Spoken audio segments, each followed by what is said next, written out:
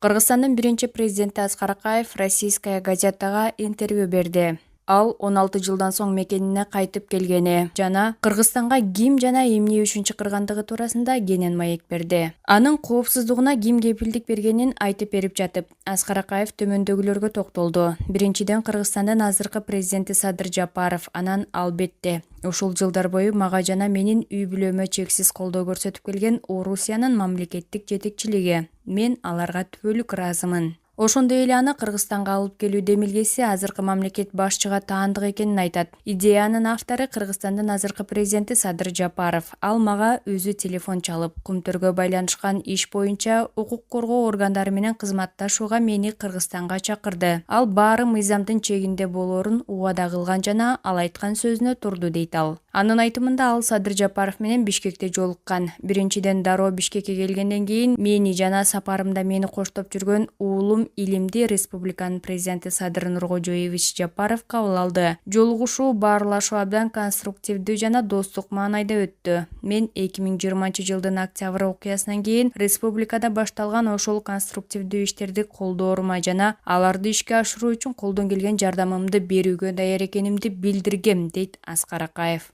Ошондой эле мени алар айткандай колдон колго Кыргызстандын УКМКсынын төрагасы Камчыбек Ташиевке тапшырды. Мен анын мекемесинде анын кызматкерлери менен толук бир жума иштедим. Мага ал жерде урмат көрсөтүлдү. Ошондуктан биз абдан жемиштүү иштедик. Бардык суроолорго чын дилимден жооп жана түшүндүрмөлөрдү бердим. Бирок жыйынтыктар тууралуу айтууга азырынча эрте. Кошумча суроолор болушу мүмкүн. Анан компетенттүү органдар азыркы чечимди кабыл алышат. Мен адилеттүү болот деп үмүттөнөм, деп кошумчалады ал. Акаев Кыргызстандын азыркы бийлиги мөңгүлөрдүн жана башка жаратылыш ресурстарынын булганышына, ошондой эле экономикалык пайданы адилетсиз бөлүштүрүүгө байланыштуу экологиялык катастрофаны токтотуу үчүн Кумтөрдү тышкы башкарууну киргизүү жөнүндө чечим кабыл алууну туура кылды деп эсептейт. Эске сала кетсек, Аскар Акаев Бишкекке 2-августта келген. Буга чейин ал Кумтөр иши боюнча издөөдө жүргөн. Мурдагы президент УКМКга жеткирилгенден кийин тергөө менен келишим түзгөн. Анын айтымында ал бир нече жолу суракка алынган.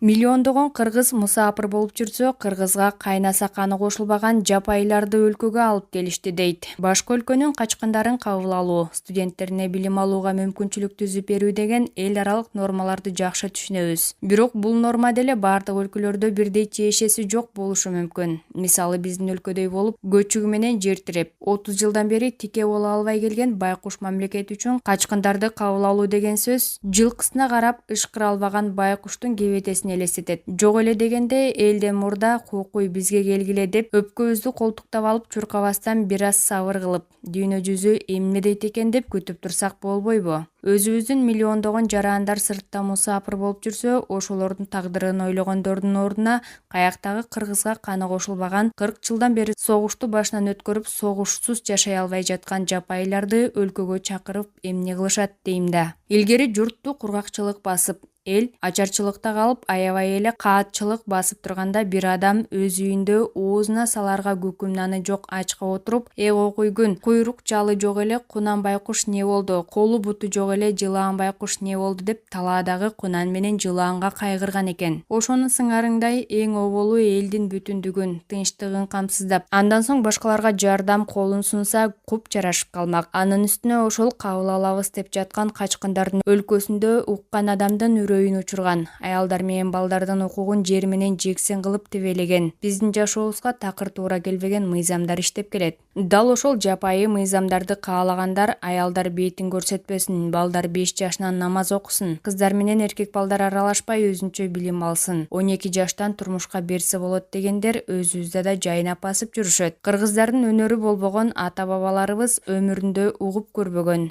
Өлгөн адамдын артынан Аллох акбар деп жоо басып келгенде жер жаңыртып кыйкырганды эмне кылабыз? Мыйзамды уруп ойнобой, мектеп жашындагы кыздарды ороп чулгап мектеп эрежелерин бузгандарды, мектеп жашындагы балдарды динге аралаштырбаш керек деген законду тоотуп коюшпай, окуучу балдарын мечитке сүйрөгөндөрдү кантебиз? Аялы боюна бүтсө учетко тургузбаган, эч ким сени көрбөш керек деп врачка көрсөтпөй, үйдө төрөйсүң деп аялды буюмдай көргөндөр арабызда толуп эле жатпайбы? Нике болсо болду дешип ЗАГСтан өтпөй жүргөндөрдү кантебиз? Афганистандан жакындап келе жаткан жапайыларды айларды өзүбүздүн чаламолдо дин бузарлар энесин базардан күткөн баладай акшырайып күтүп жатышканында шегим жок. Качкындар менен кимдер келет деген ой бир аз мээңерди уурутса жакшы болот эле. Сыныктан башканын баары жугат. Тем более биз кыргыздар башка улуттун жакшы жагын көрбөй, жалаң жаман жагын жуктуруп, үйрөнүп, кайталап, атүгүл өз адатыбыз кылып алмай өнөрүбүз бар. Армиясы күчтүү, бутуна туруп алган бай өлкөлөрдүн качкындарын кабыл алса жарашат. Себеби келген качкындарды көзөмөл кыла алышат. А бизчи өзүбүздүн бейбаштарды тыя албай эсибиз ооп жатат.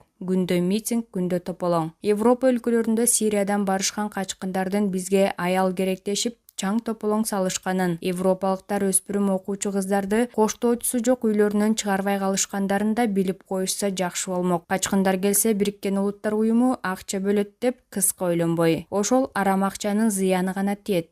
Ойлонуп иш кылгылачы бай булгурлар, деп жазат Шаамурза Бөрүкулов.